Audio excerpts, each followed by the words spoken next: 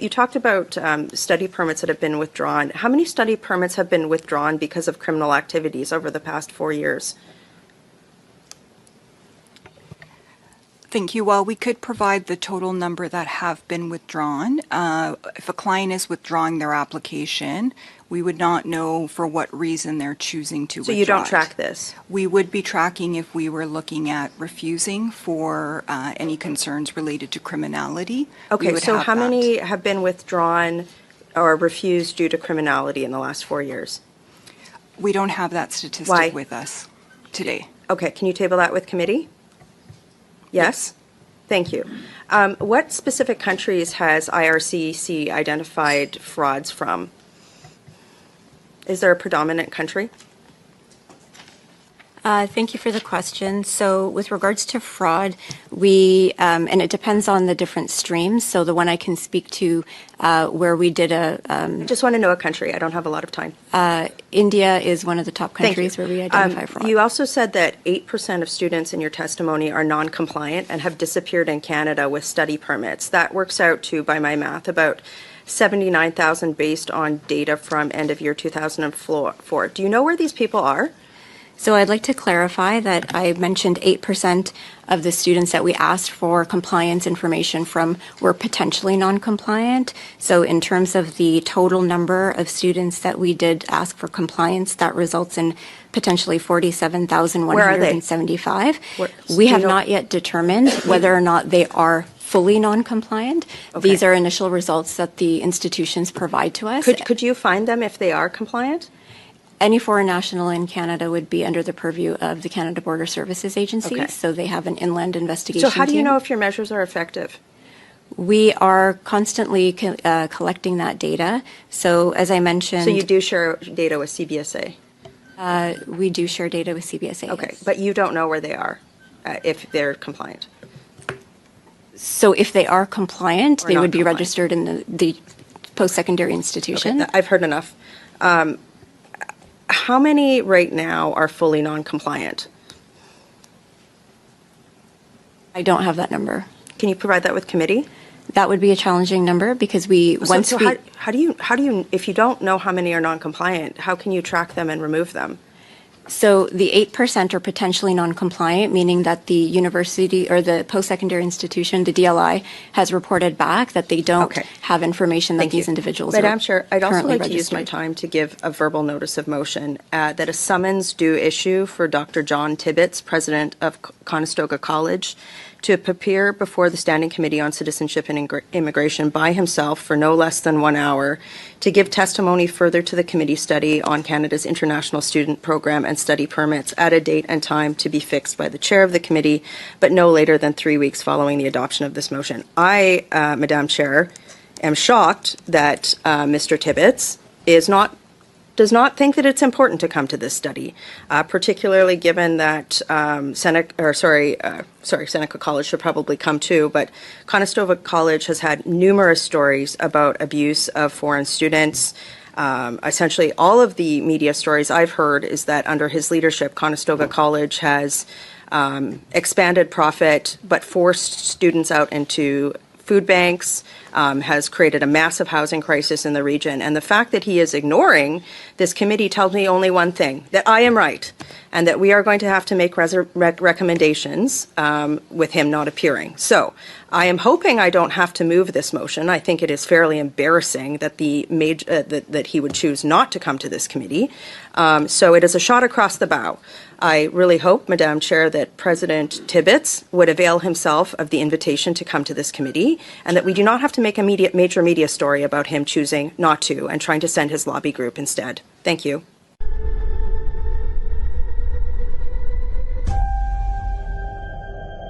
Not just an action. It's a way of life.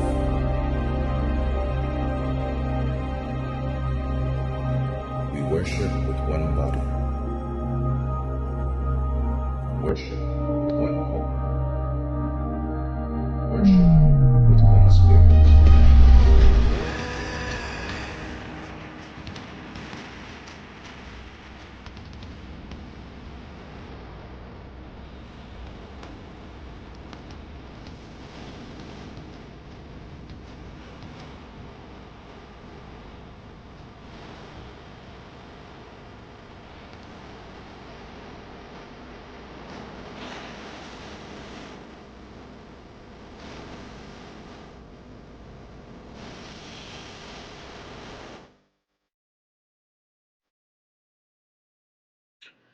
Hello, welcome to Choco Millionaire. And today's video, I will be discussing some updates in Canada's immigration.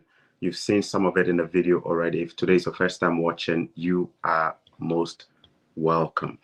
I'd like to talk about an event that is happening this weekend. That is Falls Worship. Falls Worship is happening in the Niagara region this Sunday, which is Thanksgiving in Canada. So if you're looking to go somewhere with your family or somewhere to take your family for this Sunday's Thanksgiving, I do recommend Falls Worship to you.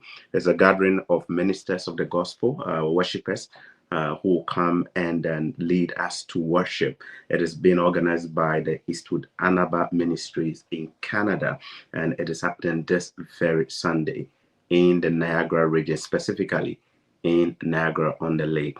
You can buy your ticket at the event by showing up in person, and then you get your ticket there at the desk. You can also get it online. I've attached the link to buy the ticket in the description box of this video. So when this video ends, do go to the description box and then click on the link and go to Eventbrite and get your ticket. The ticket is actually $22 per adult, but if you have your children with you, it's free for children under the age of 14, right? And remember, it is happening this Sunday. I will be there myself with my family this Sunday for Falls Worship. Last year was great. It was actually my first time at Falls Worship. We had Joe Metal with a few other ministers as well, and it was amazing. Myself and my wife, we had an amazing time. So I strongly recommend Falls Worship to you. It is happening this Sunday. And remember, the headline artist this time is Sumisola, my daddy fame. Sumisola from Nigeria. She is already in town. I understand she's already in town. And you'll get to see her this Sunday if you attend Falls Worship. Remember, it is happening in the Niagara region. It's $22 for you if you're an adult. If you have your children, it's absolutely free. So click on the link, get yours, and I'll see you this Sunday. All right, in the video you watched, you heard some immigration updates there in the video. You may have already seen this video trending already. I will talk a little bit about that. But before that, I want to just let you know, some of you have been asking, Choco, what happened to Afrius and Co? You may have seen the public communique that some money transfer companies were suspended for a month following some compliance issues with the Bank of Ghana, specifically in Ghana.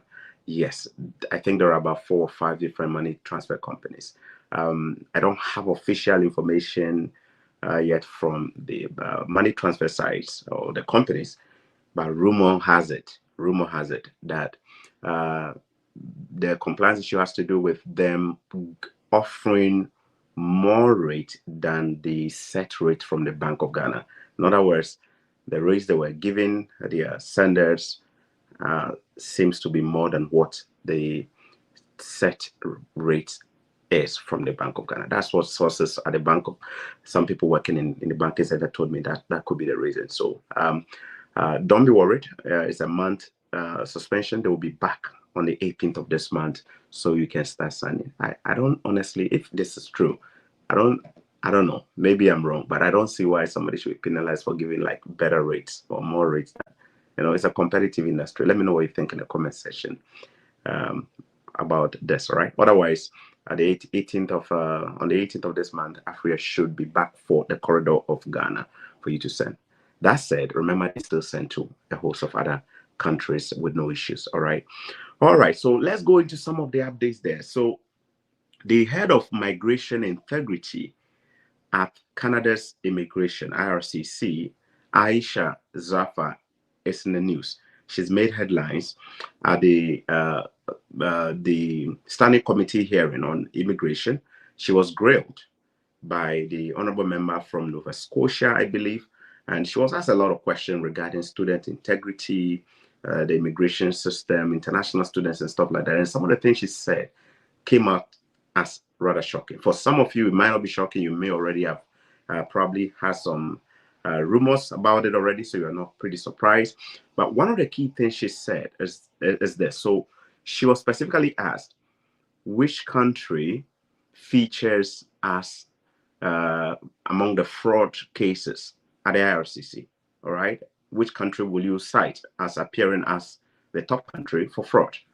And it's a question she answered and said, if they look at the sample that they have, the fraud cases appear to be coming from largely India. India.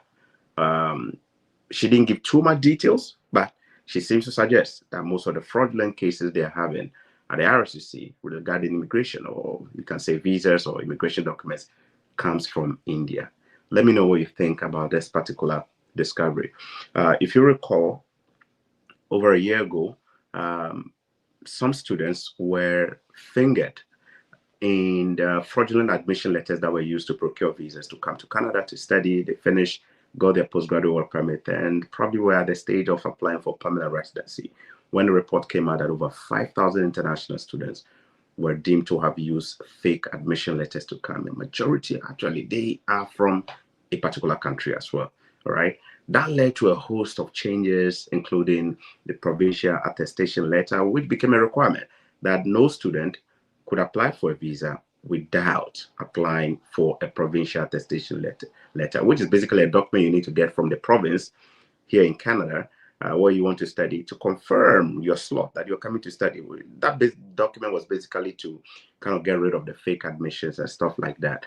So Aisha Zafar, the head of migration integrity at the RCC, seems to suggest that India will be at the top when it comes to the fraudulent cases there at the RCC. Now, there is also something she mentioned in the video.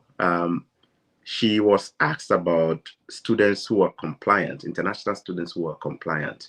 And the honorable member of parliament actually asked her that data suggests that about 79,000 students could be in breach or non-compliant. So Aisha's response to that was that per the students that they've interacted with or they've connected with, the numbers could be probably less. So what was the number? Well, the numbers shows that 47,000 international students are or may not be compliant with their visas or study permits. Now, we did not get the full details of that as to what exactly she meant, but it could mean different things. So I'm just going to put my 1 + 1 thought together to let you know what I think. I'll also be picking from a report in the National Post, which I have already opened here. All right, so that is a report from the, I think my camera is, how do I get this? It's mirrored, it's turned the other way. Okay, so let me read the report from the National Post here. The report on October 2nd says that as many as 47,000 foreign students may now be in Canada illegally. What does it mean?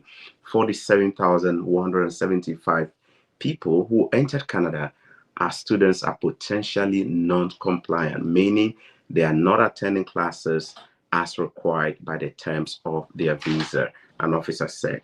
Now, remember here, we're saying that we don't know the full details yet, but it simply means that these students may not be fulfilling the conditions of their visa. It could mean that these students did not report.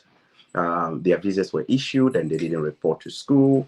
They are not attending classes. It could also mean that some of them may be running into all kinds of financial difficulty. They are unable to pay their school fees, or some may probably even have failed their courses. You know, when you also fail your courses, some courses you may not be able to probably, it may hamper your ability to even enroll in the future, right? Because you need to pass your courses and get a pass mark. Now, if you don't get a pass mark, you have to re-register for those courses, which of course is not free. So if you are an international student who came to study and you didn't put an extra budget towards failed courses, and you end up failing maybe a couple of courses and you have to pay again to take those courses, definitely it could impact your ability to finish your studies.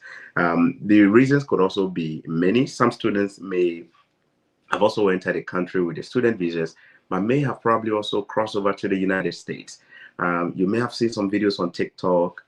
People are moving from Canada to US. Some of them are in trucks, you know, crossing the border. This is not me just saying it. Just check on TikTok. You'll find some of those videos being posted by people. So there are people who have this opinion that some international students from some countries are only using the visa as a decoy to enter Canada in order to use Canada to now enter the United States. So they didn't come here for the school. They came to use Canada just as an avenue to enter the US, right? So once they land here, they'll figure out a way to cross the border and enter the US. So if that is really what the case is, then it's possible that these students will be deemed as non-compliant, right? Some of you may have seen some of these videos that I'm talking about on TikTok. Just keep an eye and you'll see that there is a particular trend there. All right. Now, there could also be other reasons why students may be non-compliant. Some students may actually have maybe medical conditions or family emergencies. Some may have traveled back, or some are just dealing with different kinds of distress. Some may have bereavements or health conditions that put them out of school. So if that is the situation of an international student and they don't go through the proper procedure of notifying their schools and then letting IRCC know that they are putting their studies, or maybe they are taking a break, it could also put them in a non-compliant situation. There are also those who came in with student visas but did not actually go to the school because they may have put in a protection claim to seek asylum. Some may have put in an application to seek asylum after they came on a student visa. Some may have also just activated other reasons why they came to Canada other than going to school. Maybe they came, eventually they decided, no, I don't want to go to school anymore. I'm going to get married to my partner or my boyfriend or my girlfriend. I'm not going to the school anymore. So let's go through a different route, right? There could be, basically what I'm trying to say is that there could be so many reasons, right? Now, let me read a bit from the National Post report. As many as 47,000 foreign students may have violated the terms of their visa and are currently in the country illegally. A representative for Immigration, Refugees and Citizenship Canada revealed at a House of Commons committee. Aisha Zafar, the head of Migration Integrity at the agency, said that 47,175 people who entered Canada as students are potentially non-compliant. Now, I'm going to skip and go to an interesting part where she also cites the breakdown of the numbers. So you may be wondering, which countries will these numbers be coming from? And is there a trend? Is there something we need to look at? So let me just break it down, okay? All right. Earlier this year, according to the National Post, data from the IRCC revealed that in just the spring of 2024, 50,000 foreign nationals who entered the country on student visas were reported as no-shows. In other words, they didn't go to the school by schools at which they were registered. Of those, 19,582 no-shows were Indian nationals. So if you're looking at the data from last year, where we had 50,000 students not showing up, out of that 50,000, 19,582 were Indian nationals, meaning from the country of India. That is actually about half of the number alone being Indians. The next highest country on the list is 4,279 students coming from China. Yes, China, international students from China. Out of the 50,000 who didn't show up in school, 4,279 were from China. We don't have the data for other countries, all right? Now, in the first 6 months of 2025 alone, IRCC approved 36,417 study permits as compared to 125,000. I want you to really pay attention to this. First 6 months of 2025. Pay attention to this carefully because I will be sharing the data right after this. First 6 months of 2025, which means January 2025 all the way to June 2025. How many study permits were approved in total per the National Post? 36,417. First 6 months in Canada, only 36,417 study permits were approved. That's a huge drop. Now, if you pick the same period in 2024, January 2024, all the way to June 2024, how many study permits were approved as of last year? Well, as of last year, for the first 6 months, it was 125,034. So if you compare the numbers here, you are seeing almost a 90,000 drop in approvals. 90,000. All you have to do, let me just pick my phone and do the math right now so we see it. Okay, so first 6 months of 2024 was 125,000. and 34 visas approved for international students. All right. Now, what about this year? 36,000, first 6 months, 36,417 approvals. So what is the difference? 88,617. It means that we are seeing 88,000 less visa approvals this year for the same first 6 months. That's huge. That is huge. It could be due to so many factors, changes that IRCC have implemented, their own commitment to reducing student volume, international student volume here in Canada. All right. All right. So opposition members, however, have contended that the student visa program remains uniquely prone to immigration fraud. All right. In House debate last week alone, a Bloc Québécois MP, Alexis Brunel, okay, cited a Radio Canada report alleging a network of Ivory Coast gangs using the student visa program to move members into Canada. That's not me saying it. I'm just reading from the National Post report here. All right, the last two paragraphs here says that there's a report cited by Radio Canada alleging that a network of Ivory Coast gangs are using the student visa program to move members into Canada. Then there is a quote here attributed to Mr. Brunel Duceppe. Criminals are taking advantage of immigration, citizenship, and refugees Canada's negligence to make hundreds of millions of dollars. So she's probably suggesting that this money going to the gangs and the criminals should be money going to the IRCC, which is millions of dollars. All right. So that is the report by the IRCC. Now, talking about 47,000 no-shows, many reasons could be the reason. Talking about the fact that for the first 6 months, we are seeing 88,000 less visas approved for the same period in 2024. What does the data really look like? So what I'm going to do now is to display for you the breakdown. Okay, so let's look at the breakdown. If you're watching this video and you're enjoying it, don't forget to hit the like button for others to know that we're having conversations around updates in Canada's immigration. All right. Don't forget to also subscribe so that whenever I go live, you get to see. Okay. All right. So now you are looking on the screen the data. Okay. So temporary resident application approval rate and arrivals. Now, many of you are watching this video for different interests. Some of you are watching for study permit related update. Some of you are watching for work permit related updates. Some of you are watching for PR updates, what have you, visitor visa updates. I want you to focus on the areas that I will be talking about on the screen. So let me just also have it here on my distance and to take it through. So here is it. Now you see a comparison. So on the left hand side, you see the category, the category of visa programs. Okay, on the left hand side, you see temporary resident program. Now, temporary residence means visitors visa.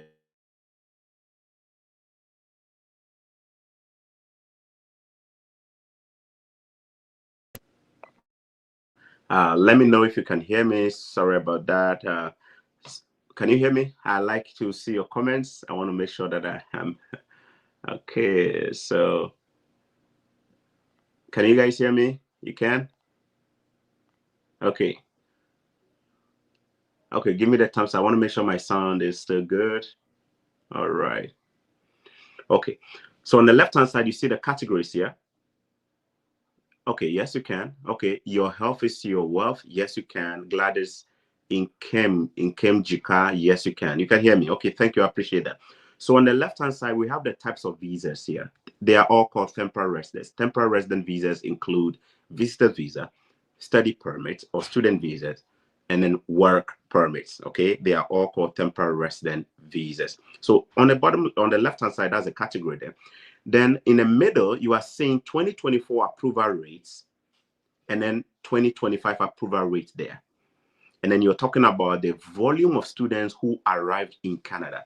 Now, I want you to note the volume that was provided there has been provided does not include those who apply from inside Canada. So let's say you're already a student here and you applied for an extension of your visa and was approved, you will not be captured in this data.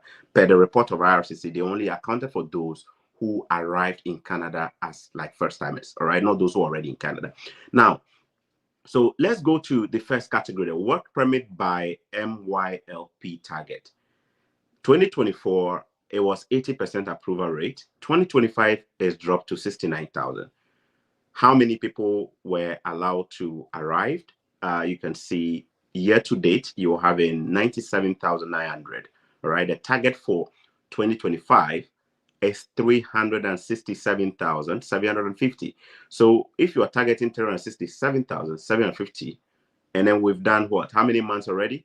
We've crossed more than half of the year and we've done 97,000. You can just tell that there will be a huge drop in that volume expected target there, isn't it?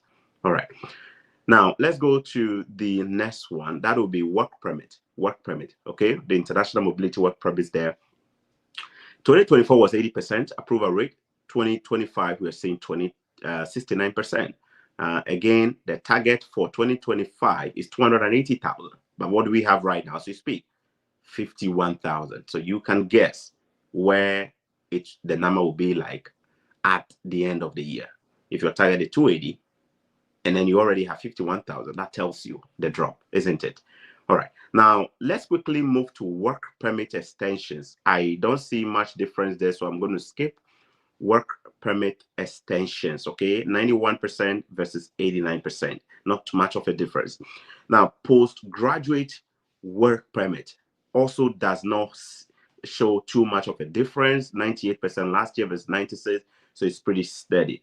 But I will talk about postgraduate work permit in a bit. Okay, especially those of you who came on student visas, apply for postgraduate work permits after you finish your studies, and you already came in with your spouses, your wife who came with you on an open work permit, and you apply for an extension for them. Did they approve it or they didn't approve it? I have an opinion to share, or some people's experience to share here. So just make sure you are sticking and listening to this video to the end. Now let's go to study permit approval. Okay, so as at 2024, the approval rate was around 52%. Now, this year, it stands at 33%. How many people? 27,000 so far coming in. But what target did we set for ourselves as IRCC for the year? 305,000. I want you to really, really pay attention to this. The target for the year 2025 for international students who will come and study is 305,900, roughly 306,000. Okay, so let's assume this is for the first. I should actually pull the article that came with this report so that I can give you the period for this. But this is like for the first half of the year. I believe this is for the first half of the year. And if for the first, okay, I have it here. So this is actually for the first quarter. Okay, I'm just opening it here. Bear with me. So it says that data summary table as of April 30th, 2025 to June 9, 2025. This goes all the way to June 9. That's half of the year. So half of the year, look at the number here.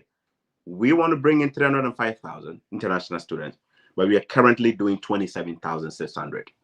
And if you remember the report from National Post, it says that we are currently sitting around 30-something thousand right now as we speak, out of 305,000 that we target. So I hope you are getting a sense of where the approval rating is. Extremely low. All right. Then you talk of study permit extensions. Not much of a difference, so I will skip that. This has to do with those who are already in the system and are applying to extend their student visas so they can do maybe another studies or just get their study permits longer to be in school. Temporary resident visas. This include visitors visas and other visas. Last year was 51%. This year is 49% approval rate, and we don't have information on the data there. All right, so guys, that is it. Now you can also see the target for 2026 and 2027 on the last two rows on the right. You, for example, for study permit is pretty much the same for 2026 as a target. If you look at work permits and temporary for a work program, it's pretty much stays the same too, right? Now the problem here, or what you probably are looking at right now, will be the approval rate right now, as we've done more than half of the year. Where are we at? That is something that I think people are interested in seeing. Okay, so guys, that is the update there. I will provide a link to this particular a report. It is right here. I'm going to put it in the description box so that you can read it for yourself and see. What is my personal opinion? My personal opinion is that student visas are significantly down, significantly. Because, I mean, think of it. 36,000 students as of now for all of Canada, international students. Some schools were doing more than 10,000 or 15,000 international students, just one school, all right? So you in the video that I played at the beginning, you heard some schools being mentioned, Conestoga, College Seneca. Now, these are schools that have record high number of international students. So with all this happening, with the fewer international students coming in, what does it mean? More schools are closing down departments. More schools are firing. In fact, some schools, some of the schools right now, colleges in Canada, have their staff striking. They are on strike. In my own city where I live, I've seen staff of colleges here, a college here, they've been striking for more than probably a month. I see them every day when I drive, holding signs. They're protesting, different reasons why they're protesting. People have lost their jobs. People have lost. It is what it is. That is what the student visa program. That is also why you don't see me make a lot of videos these days, because things have changed a lot, isn't it? Things have changed a lot. Literally putting in 10 strong visa applications, you're getting an approval rate of what? About 3 successful cases out of 10 applications that are strong. And it's not because maybe these people didn't have the requirements, they didn't meet the requirement, they didn't have proof of funds, they didn't have this. It's just that the restriction on how many people are coming in. Now remember, this doesn't mean they are not approving. It simply means the rate at which people are being approved to come in far less. Impact, less students. Impact, a lot of schools will shut down and close department and fire professors or faculty members and stuff. And then overall, the economy will fail it. Because this is a $26 billion economy. The international student economy is huge. The direct funds it brings to the Canadian economy is huge. Let me know what you think in the comment section about all these changes, all right? All these changes you're hearing there. Let me know. The issue of students not also showing up in school or going to school is also a concern. And I'm pretty sure they're looking at that. You know, some sort of asylum, some run into different difficulties that I don't know the details, so I can't talk about it. But all I know is that the international student program has changed a lot, big time. Now, this is not to scare you. This is to let you know what the reality is, so that if you are applying, you brace yourself, okay? Don't just expect that you're going to put in one application and get it. Some people have had to sue the IRCC by taking them to court to explain why they meet the eligibility criteria or meet all the requirements and they're still denied. I've seen Indians taking the IRCC to court. I've seen Iranians taking the IRCC to court. I've recently also seen some Nigerians and Ghanaians taking the IRCC to court, thinking that they meet the requirements of getting their visas, but they were denied. You have the right to exercise that duty. It could also be a good reason for you to work with experts in the industry who understand the trend and how you can still position yourself well. If you watch some of my old videos, you see me talk a lot about this. All right, so that is it there. So another thing that is worth talking about is LMI, Labor Market Impact Assessment visas or work permit visas. Massive drop. According to the latest report from the IRCC, the measures they have put in place has led to about 50% reduction in LMI work permit visas. They think that there are so many bad actors in terms of agencies or consultants and companies who have misused their LMI work visa program to, undercut Canadians. Canadians are not getting jobs they should get. Students who should be getting jobs at the Tim Hortons and stuff are not getting it because companies are using the LMI program to bring in cheap labor, you know what I mean, to undercut Canadian workforce. So this was one of the issues that played out during the election, the recent election, right? I saw McCartney win. So again, the changes the government put in place seems to be yielding 50% drop in LMI visas. Now, also remember, those who are even getting LMIs now have a higher threshold of eligibility to meet. You are no longer getting them on those low-income minimum wage jobs. You have to be getting those LMIs on jobs that are almost like high income jobs, $28 plus jobs. And a lot of people will typically not be getting those jobs, right? Because LMI tend to be a work program that people have used to bring in low labor, like cleaners and McDonald's, like low skilled jobs, as you mean, right? So that is also an area of change that is worth talking about. All right. If you just tune in, this is Choco Millionaire live broadcast talking about giving you updates on all the things happening in Canada's immigration. Now, I probably should go back to the initial report on 47,000 students not showing up. There is a report here filed by Damien Smith from CTV. Damien Smith went to Saskatchewan to speak with them, to speak with some people to see how the province is reacting to the IRCC saying that 47,000 students are living illegally around Canada. A representative of Immigration, Refugees and Citizenship Canada recently told at the House of Commons that more than 47,000 international students across Canada may be non-compliant with their visas by not attending classes at their post-secondary institutions. Correct. So let me skip and go to the area where... Okay. Now, the government of Saskatchewan, which is one of the provinces here in Canada, Saskatchewan is a province here in Canada. The government of Saskatchewan says most of the reports of non-compliance from BC, Ontario, and Quebec. Let me take that sentence again, okay? The government of Saskatchewan says most of the reports of non-compliance come from BC, Ontario, and Quebec. What does this mean?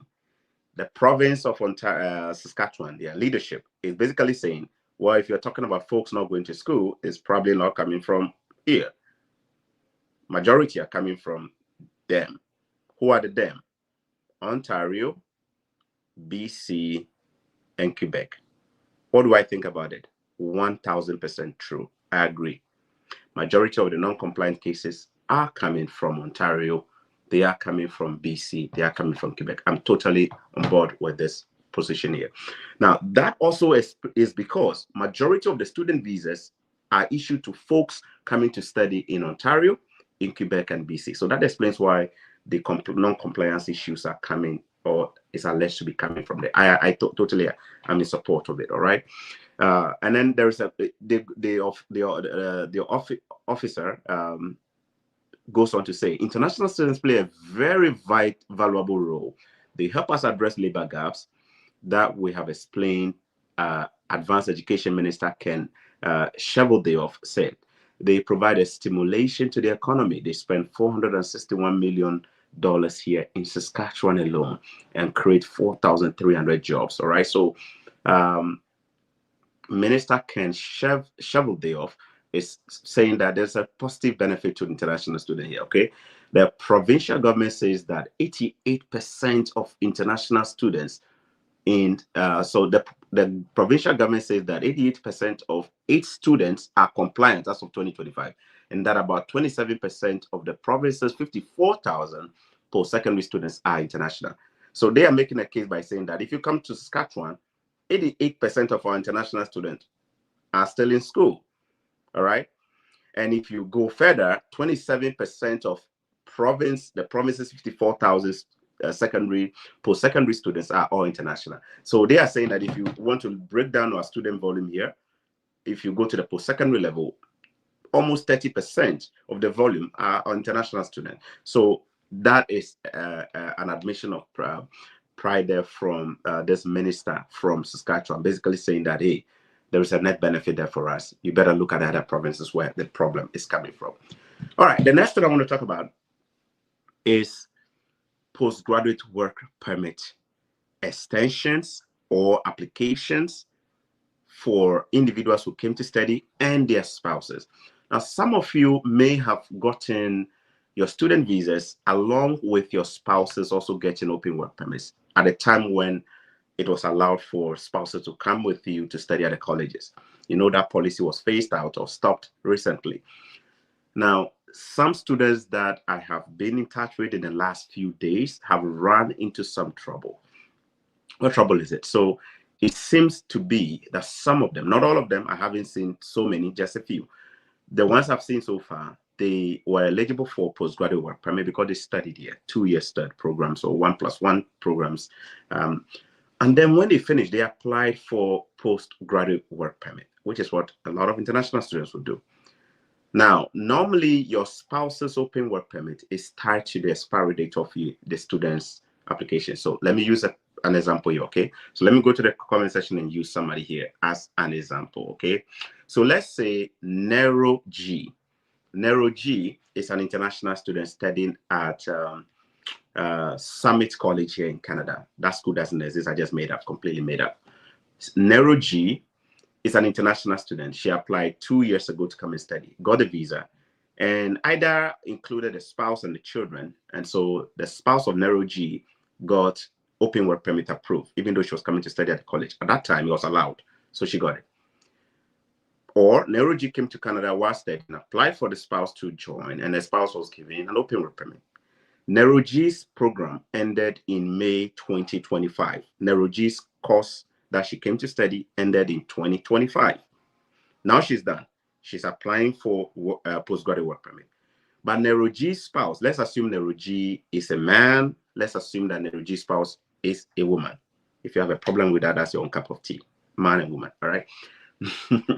Anyway, so Nero G's student visa or study permit expired in May 2025 because he's done with his studies. Nero G's wife's open work permit also expires in the same month, same day as Nero G. So he is applying for postgraduate work permit. The spouse, who may be working already on that open work permit, says, okay, my husband's student visa is expiring, but since he's applying to extend it, let's all do it together, okay? Let's apply together so that when they approve for him, they can also approve for me, all right? So the trend appears to be that it is possible that Nero G's postgraduate work permit will be approved, but the wife's open work permit extension is denied. What could be the reason? Some people have been denied on the basis that, well, you, the dependent wife who is applying to extend your open work permit, will deny you because the principal applicant here, who is Nero G, the student applying for the postgraduate work permit, does not have a job in tier 0, 1, 2, 3, tier 1, 2, 3. Does not have a job in an eligible field of field. So the person, now remember, this never used to be the case before. It wasn't the case before. Previously, you apply for the postgraduate work permit, your spouse is here, open work permit given, isn't it? But right now, things have changed. Now you need to have a job in some sectors or in some tiers, TEER, tier, T is an acronym for a longer thing. Okay, training, education, experience, and the responsibilities that come with the job you're performing, you have. Your spouse, the principal applicant, which is the international student applying, needs to have a job in order to make the dependent spouse who was on an open work permit eligible. I am telling you because I've seen it. I have seen at least 3 examples so far where these individuals are so devastated. They are like, you know what, Choco, so what does it mean? I said, well, per the letter, it means your wife has to stop working right away because they said your wife has to stop working. But what happens to my wife? Then she's out of status. She doesn't have a visitor's visa to keep her in the country, but she has a number of days to adjust her status or reapply. But you who is applying for the postgraduate work permit as a graduate from the international student program, you are applying, but you don't have a job at that moment. So that is impacting your spouse. Comment below if you know others who are in a similar situation. I'm seeing people who are reaching out and say that this is the situation, what do I do? And sometimes we read the document together and we say, well, it looks to me like you need to go get a job right away. Getting a job is not the easiest thing right now in Canada. It's extremely difficult to get a job right now in Canada. That is a fact. Number 2, getting a job in those specific tiers, tier 1, 0 managerial jobs, directorship jobs, tier 2 as a professional or whatever, tier 3 potentially PSW or other health aid workers, that could be a bit easy. But some of the other tiers is not the easiest to get jobs. So literally, it seems to me that some international students' spouses may be out of their status soon just because of some of these changes that I've made. Let me know what you think about it. Do you know somebody who is in a similar situation? Let me know. Now, this could also be something that you can arm yourself with if you are currently in school. Are you an international student right now studying? Are you here with your spouse? All right. As you're schooling right now, do you have a job? Maybe part-time job. Maybe you don't have. As you're about to finish to apply for postgraduate work permit, what happens to your spouse? If you don't have a job, we'll let him pass. Start doing the research. Start talking to people already who have gone through this and see what you need to do. Perhaps you need to start aggressively looking for jobs, lining up jobs as you finish. Not just any job, jobs that are in the right eligible categories or tiers. All right. Else, there is a possibility that you could potentially have your postgraduate work permits approved, but your spouse may be denied. And if your spouse is denied, remember there is just that window. You probably have a couple of days, about 90 days, to restore your status, or what we call restoration of status. But that doesn't come easy. You need to prove that you're eligible for them to restore your status for you. Else, you could potentially be out of status. And that could mean that you may have to see your spouse leave the country, which could potentially affect your children too, especially if they're also here in their schooling, right? So this is a bit of a headache for a lot of you. I will take some few comments here. Let's see if you have any question related to what I just talked about. Otherwise, these are some of the updates that I've just brought you from Canada in terms of Canada's immigration, all right? So drop your comments right there. Let me see if anybody has something here. Olowoyeye Michael. So in this case, what is the fate of student using Empower Loan as source of paying fees? Unfortunately, I didn't talk about that today. But if I should just briefly comment on that, I'm saying that I'll probably say that we're seeing a lot of refusals for those who are relying heavily on loans. It doesn't mean it's wrong to use loan, but if you only rely on the loan without your own funds, like you don't have any extra, it means that you're 100% dependent on a company in Canada to finance your studies or a financial institution here to finance your study. It could be potentially viewed as a lack of financial readiness to sponsor your own self to study.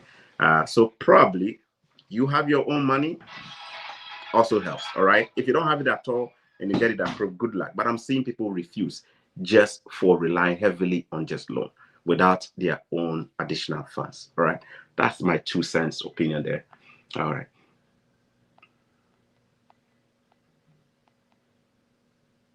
Bolanle Rachel, good evening to you. Good evening, Bolanle said good evening.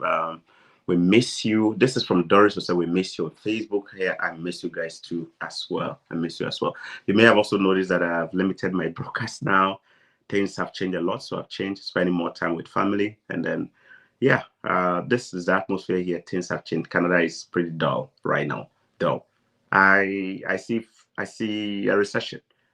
I see a recession. The signs are there. The economy has contracted big time in many ways. Our economy is not growing. We are facing the heat, HEAT, from the US as well, the tariff. Mark Carney, our prime minister, honorable prime minister, was in US recently. Nothing good came out of that trip. You know, Trump is still adamant that he's not going to take down some of the tariff unless Canada drops, make some concessions, right? So we're feeling it. Our economy is feeling it. International students are not coming in. Not only that, so many things have changed here. So if you're coming in, you need to brace yourself. That is why I did a video and I said, look, this is probably not the best of time for those who are coming here with no plan, no financial resources, nothing to fall onto. You want to come and rely on the Canadian economy. This is probably not the best of time to be coming here with empty hands, all right? Come in only when you have your money. If you don't have your money, you probably will run into a lot of trouble, right? Elizabeth Wanjala, Habari Yako, management trainings, full-time permanent to eligible for PR in Manitoba. Okay, so, talking about PR, Wanjala, your question probably makes me want to, I almost forgot this one. I will probably talk about this one too. are management trainee full-time permanent roles eligible for PR in Manitoba? I won't be able to say unless you tell me what specific program you're trying to use to get your PR. There are so many. There are dozens of PR pathways. Some are using provincial nomination route. Some are using the express entry, federal skill. There are many. Some are using the international student route. You have to be specific in regards to what you want to do. Now, that said, let me wrap up my video. Elizabeth, I don't know if I answered the question. You can clarify more for me. Let me wrap up my video by talking about this. So in the last few days, there was a draw held for Express Entry. Express Entry is one of the programs, one of the most popular programs you can use to get permanent residency. As we speak right now, there is a family from Ghana, a husband, wife, and a daughter, who picked their luggage from Ghana, entered a plane, bought a ticket, of course, landed in Canada, their first time in Canada as permanent residents through the same Express Entry program. The husband is a medical doctor, the wife is a nurse, and the child, a very young toddler. All right, very young child. First day in Canada as permanent residents. So this program is there. It's very popular. There are folks in the medical industry who have used it to also relocate to Canada as professionals. All right, it is a labor-driven permanent residence program targeting people who have skill sets that Canada deems as relevant to the Canadian economy. That said, there are also people who qualify through this program to migrate or move to Canada in different ways. One of them is what we call a category-based express entry draw. Category-based. What does it mean? It simply means Canada specifically has listed a number of institutions or careers that they target. And if you happen to have the relevant education minimum, tertiary level of education or a diploma, and you also have a minimum number of years of work experience, full-time, preferably, let's say 1 year, full-time work experience, you could be eligible to apply for permanent residence, regardless of where you live, if you are using one of the Express Entry programs. So the one I want to talk about right now is the Express Entry program that focuses on the Francophone or French language proficiency. What does that mean? Well, some folks have migrated here just because their French is really, really strong. So I'm going to open it for you to see, okay? Oh, I keep saying, how do I even mirror my thing? Folks, those of you who are watching, let me know, how do I mirror it? I want you to see what is on the screen here. I should have already loaded it. So I will be attaching the link. I will be attaching the link. So latest Express Entry draw, date of the draw and the time. The most recent draw was on October 6th. Today is what? October 10th, isn't it? Yes, October 10th. So 4 days ago, a draw was held. 4 days ago, 4,500 individuals were sent emails by Canada's immigration to submit their documents to be considered for permanent residency. Let me repeat the number again. 4,500 individuals, possibly some of them already in Canada, possibly some are not in Canada, were sent emails to submit documents for permanent residency, PR. 4,000, that is huge. But what is special about these people? Why were they invited? Well, they created a profile under the Express Entry program. Comment below if you'd like me to do a video on how to create a profile and stuff like that. I can get a time to walk you through that. How do you create a profile? So they created a profile, meaning they created an account, right? IRCC. Those of you who are thinking of your agents right now, just know they're going to charge you $2,000 plus for that if you go and tell them to create an account for you. Anyway, they won't give you the login, by the way. So what is the key requirement? The key requirement is that, well, they need to have French language proficiency. They need to know how to speak French, write French, read French. You don't just say it. You must take an exams. You need to take the TCF or the TEF exams. One of the approved Francophone exams that Canada recognizes for this particular application. All right, TCF, TAF, TEF, you need to take one of those exams. And you need to pass. You need to hit the minimum score or better score in order to have a chance. So those who met those language test requirements for French are the ones who were invited. So this is not about those with English. This is about Francophone. Now, it doesn't mean that if you're only Francophone, then you get a chance. If you are bilingual, it's even better. Maybe you did the English one, you pass, and then you did a French one, you pass, right? You have a chance. But wait a minute. Aside from passing the language test, is there any other requirement that was used? Yes. They set a cutoff point for a particular point you need to have in order to be invited. The minimum points that was used to invite them is 432 points. For those who are wondering, what is the point system? What is it about point? What do you mean, Choco? This language, I haven't heard it before. What is it? Well, if you want to apply for the Express Entry program to get a PR, Canada looks at certain factors about you to determine whether you are the right fit for them to give you a PR. They look at your level of education. All right. You need to have at least a tertiary level. So a diploma, a degree, a master's, PhD, any of them, right? You need to have, from a recognized institution, you need to have that. And you don't just say it. If you say you have a degree or a diploma, it has to be evaluated by the appropriate institutions. One of them is WES, World Education Service. I won't go into too much of detail. So I'm assuming that these people have the required education. Number two, they also have work experience, at least 1 year of full-time work experience, right? Working after completing school, they worked minimum 1 year. Okay, more years the better, but at least 1 year. Next, they took the language test. Which language test? Since we are talking about the Francophone draw, they took the French language test and they passed. They passed. That language test is similar to IELTS, what some people call IELTS or IELTS, if that's how you pronounce it. IELTS general, not the academic, right? The Francophone one is also they have to take it. They have to do the reading. They have to do the listening. They have to do the writing. They have to do blah, blah, blah, blah, blah, blah. And then they have to pass. They register for the exam and then they pass. All right. Finally, you need to have the required age to participate in this program. Express Entry ideally favors those who are younger. It doesn't mean if you are older, you don't have a chance. You may have a chance, but your points may be less. So from the age of 21 to 29, you get maximum points for your age. Like huge, close to like 100 points just for being between age 21 to 29. So if you're watching right now and you think you can do the French test, you have the work experience, you have the level of education, and your age is between 21 to 29, bingo.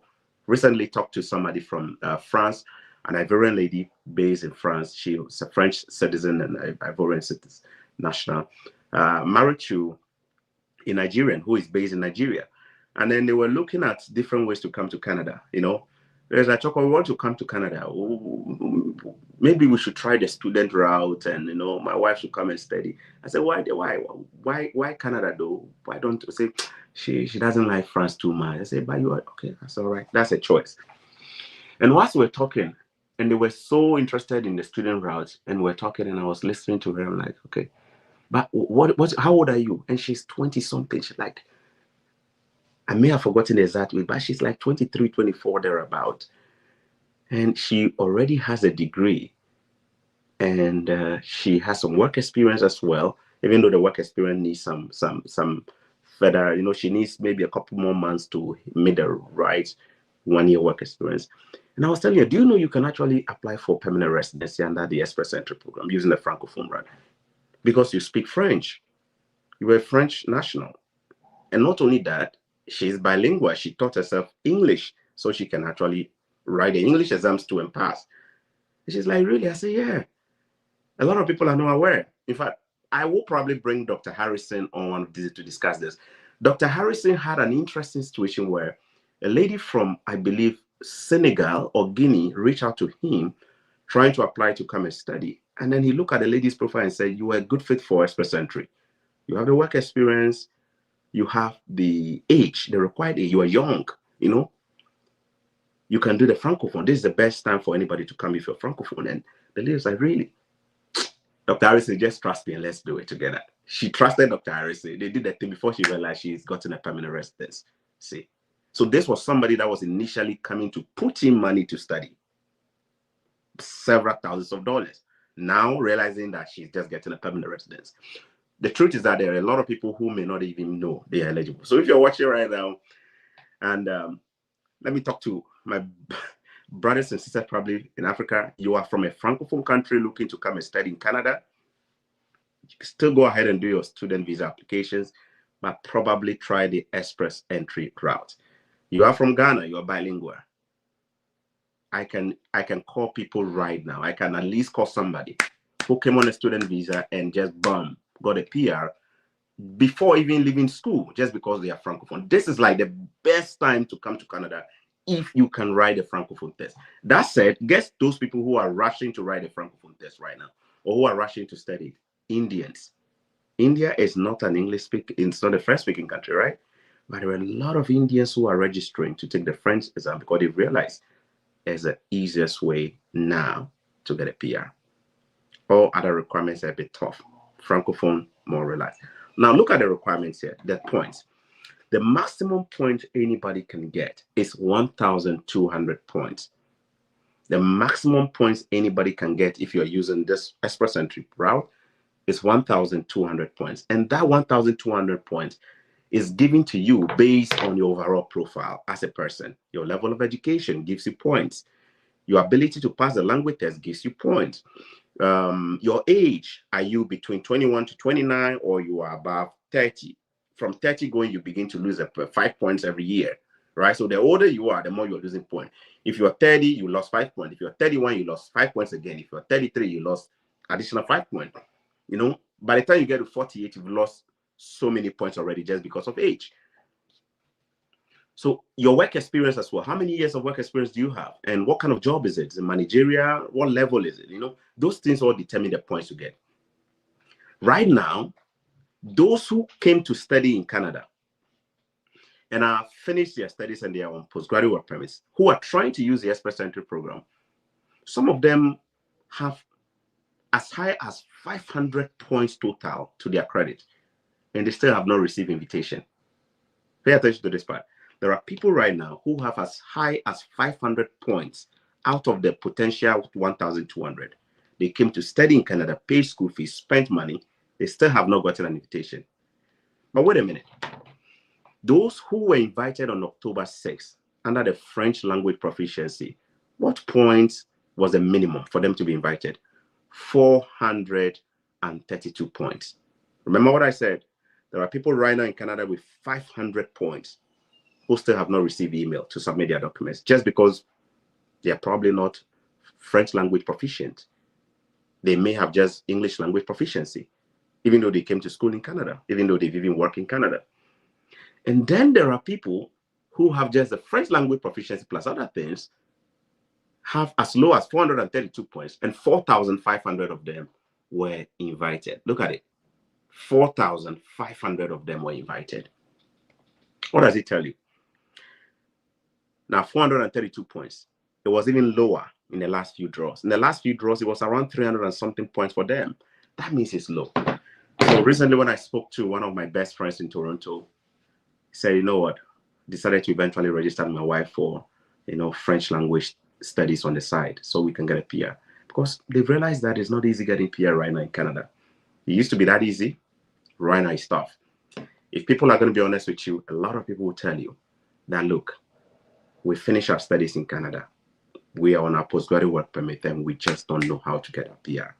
Not because they are lazy, because the options are just getting more difficult now.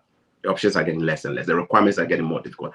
Ontario held a draw recently, invited people to apply. The requirement, again, you need to have a specific job from an employer who is willing to endorse. And guess what? There are so many employers here who are not even willing to endorse your immigration documents for you. The moment you tell them, hey, I am applying for PR, can you endorse my provincial nomination for me? Some of them tune out and they tell you, no, they can't do it. All right. So it's not easy. All right. Probably if you are watching me and you have the capacity to do the French language thing, please consider it. Indians are doing it anyways, and they will get a PR. So if you can't do it, hey, if it's not for you, don't force yourself if it's not for you. All right. But if you think you can, especially those who are, if you're watching me, my brothers and sisters in Ghana, surrounded by Francophone countries, you are probably looking to come and study in Canada at some point. From now to 2026, 2027, Francophone immigration will be at the highest. Government has allocated about 10% more, 10 to 12% more of the volume to the Francophones alone, especially if you can speak and pass that language there. So yeah, that's it for you. That's the summary of my software. Let me just use the next few minutes to take some questions from you in the Q&A comment section, right? So Choco is the boss. I greet you. Thank you so much. I appreciate Stephanie Me. I don't see the last name. Was okay, Stephanie Me. Thanks for the updates as always. Thank you. I appreciate. Yeah, I don't do broadcasts a lot more like I used to, but when I come, I try to get as many.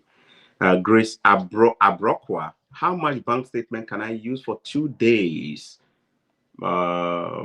Exams in Canada. 2 days exams. I'm guessing that is probably related to nursing exams. You're coming to do some kind of nursing exams as a nurse.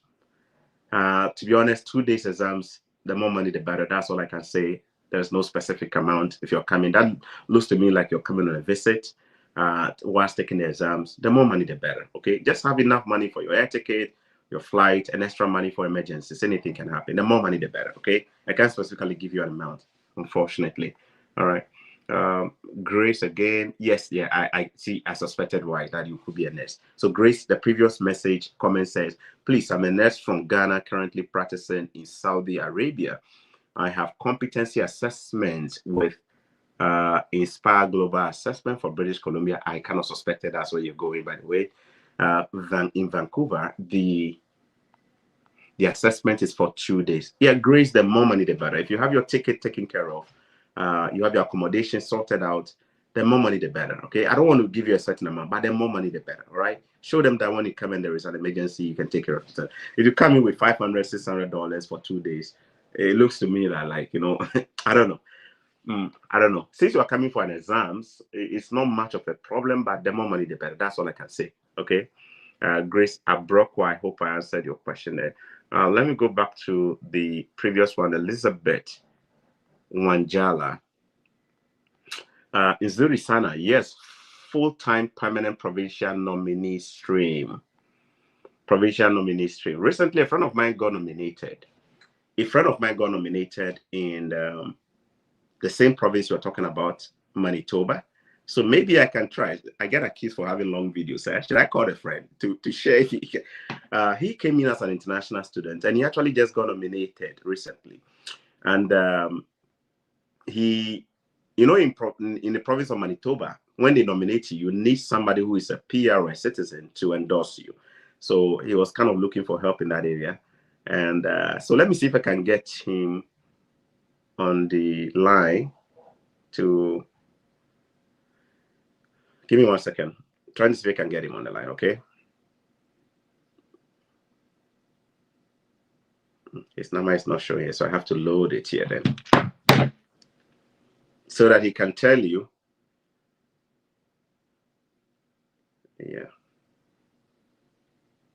Yeah, keep your questions coming. I'm trying to see if I can call that friend of mine so he can share his let me move his contact to my other phone.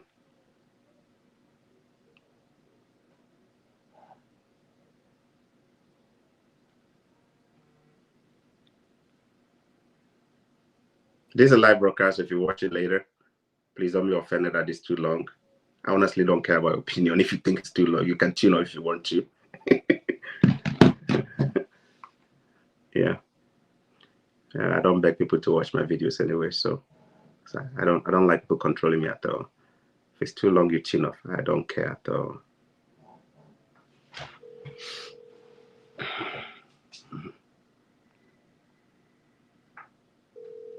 So I'm calling the friend right now, okay? Bear with me.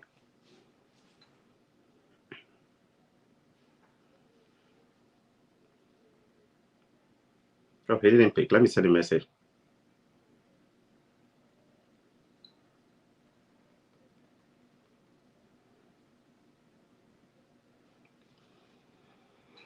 Okay.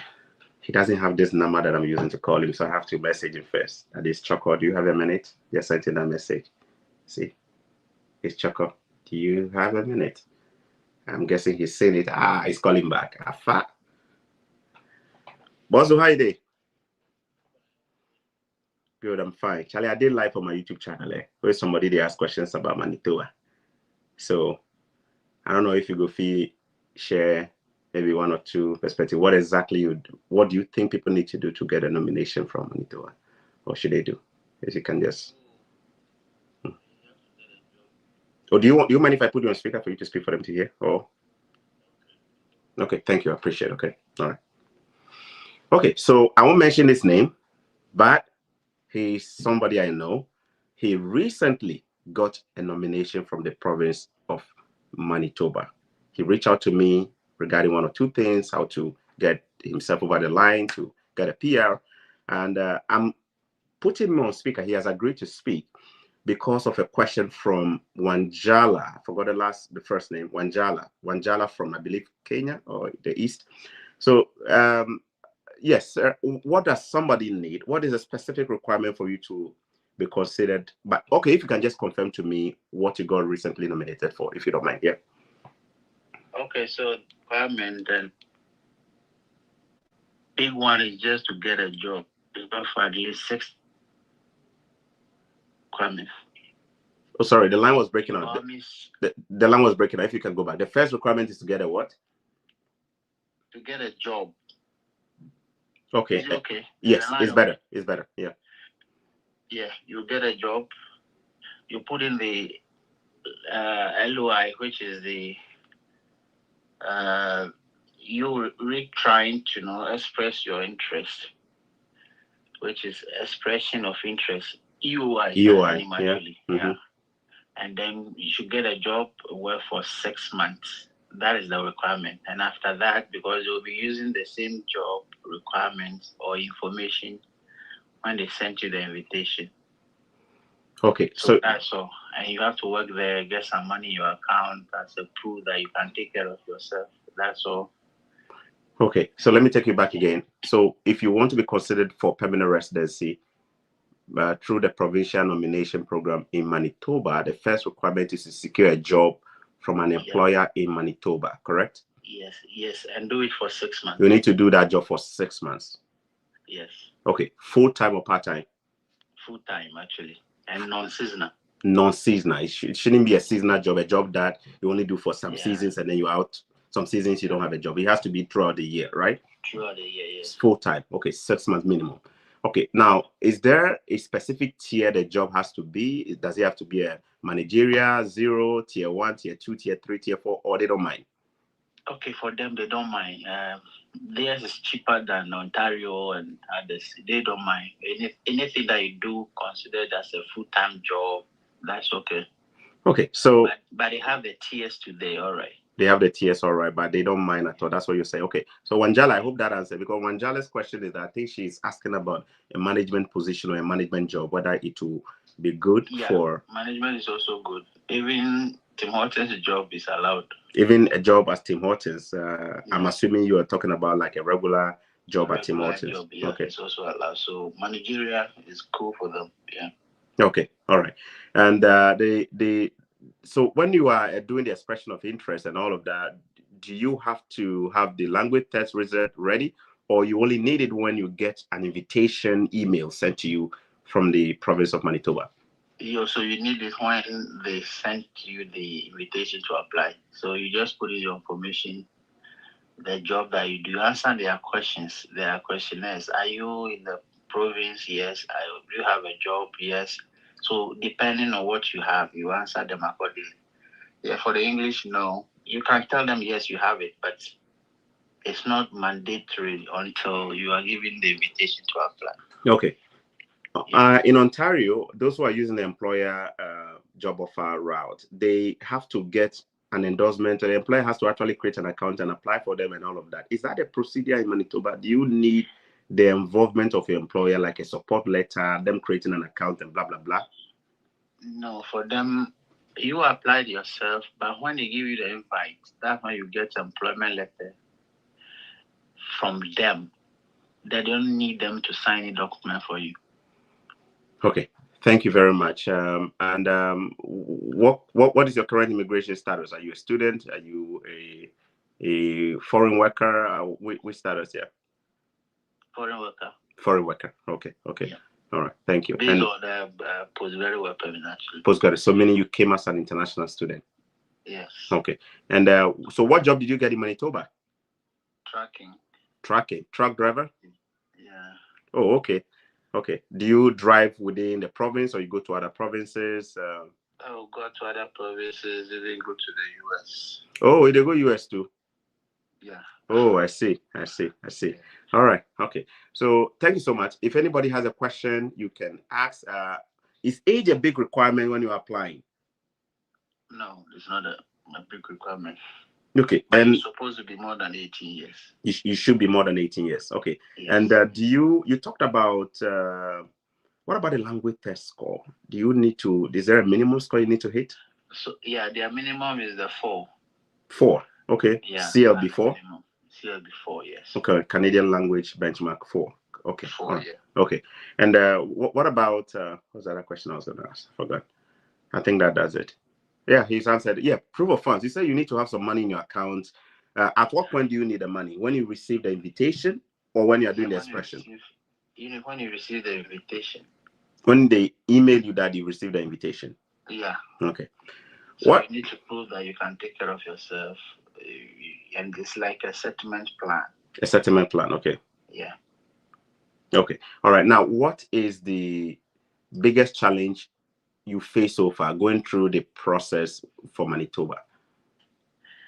Yeah, they were asking, part of the form, they're asking if somebody has citizenship in Manitoba and how long. So in case they want somebody to get a reference from, they'll fall on that person, or the person will be like your guarantor. So at least you should know somebody, a friend or a relative. Okay. Okay. That's the only difficulty. So if you don't have any friend that is vouching for you. Okay. Doris Osei is asking, did he come to study tracking? I came to study automotive, but I went, after school, I went for the tracking. Okay, you came to study automotive, which is like mechanic related course, yes. But then you decided to go into tracking after. Yes. Okay. All right. Okay.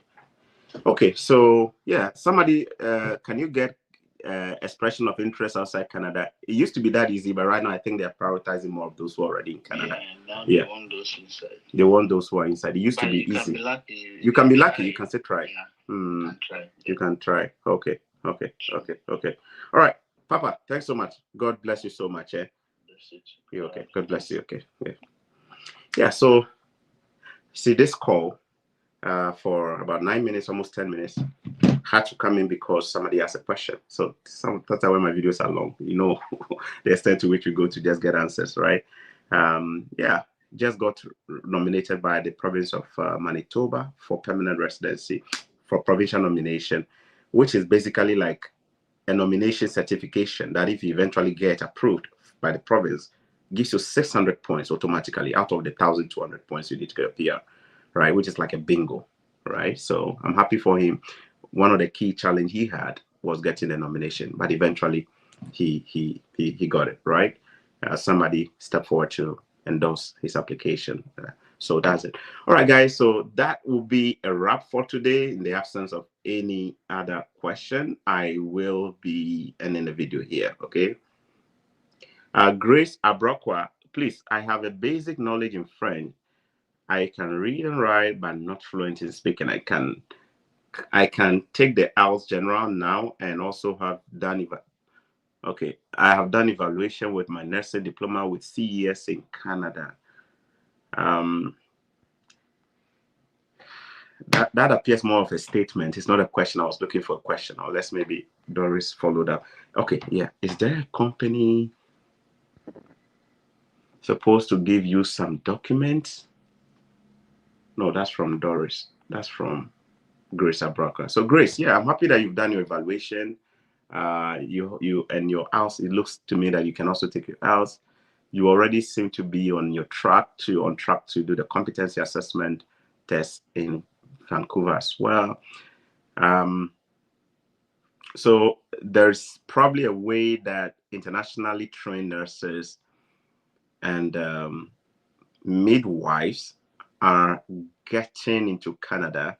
It's not like a straightforward bingo, but probably much quicker way to get your credentials evaluated and accepted by Canada, I just won't put it out in a video because people abuse dates a lot. Now I've become more wise, so I don't just put everything out there, right? If I talk right now, it will spread. The agents will be selling it to us. So rather not be everything where they talk, right? But I'm hoping that there is a way to probably get your credentials evaluated. It's not a legal way, it's actually a legal way.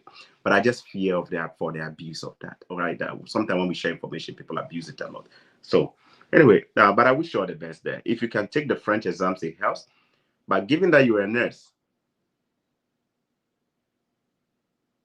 if you have already activated a process of evaluating your credentials, you probably might not need the French unless you want it quick, right?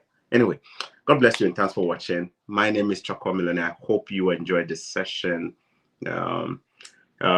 Favy, my question, Mr. Choco, how are you doing? How is your family? We've missed you on Facebook too. How are you enjoying the fall season? Yes, I miss you guys as well. Like I told you, I don't go come online as much as I used to because the vibes here says it all. Okay, so if you see somebody going online telling you every day, come to Canada, just ask them to tell you what their approval rating is. I just told you, look at it.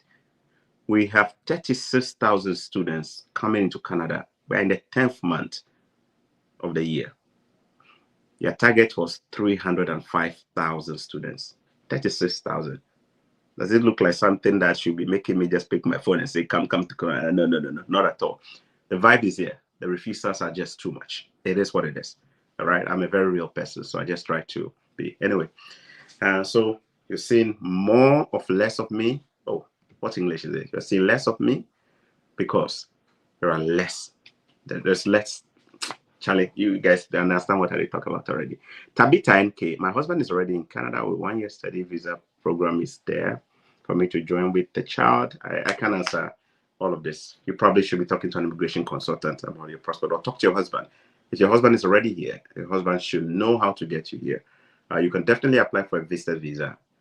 You may be able to apply for an open work permit if your husband is doing a master's. If your husband is doing a college, definitely no chance for an open work permit unless your husband has graduated and applies for a job, full-time job in a specific tier, and then he can have you apply. Otherwise, it's just difficult. Don't forget to smash the like button, subscribe, and let people know we are here. And I'll come your way with the next round of update. Okay, love you guys all. See you on the other side.